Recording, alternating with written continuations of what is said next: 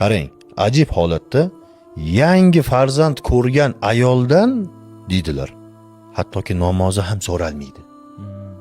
Lekin ota-onasi, o'sha qaynona qaynotasi, eri ertayu kech xizmatini so'raydi. Azgincha charchab qolsa, san dangasasan, san usan, san busan, ta'na gaplarni eshitishadi. Men o'z ko'zim bilan ko'rdim shu holatni. Va chaqirdim o'sha yigitni. Haligi yigit jahlda chiqib keldi-da. Nima bo'ldi desam, shunaqa ish qilmaydi, yotib qoladi. U bolaga bor mehrini, bor vitaminini, bor energiyasini shu sut orqali berib yoradi-yu. Azgincha dam olsin desam, ota-onaning xizmatini qilish kerak, kelin-ku debdi. Bunaqa insonlar noinsof insonlar deyiladi.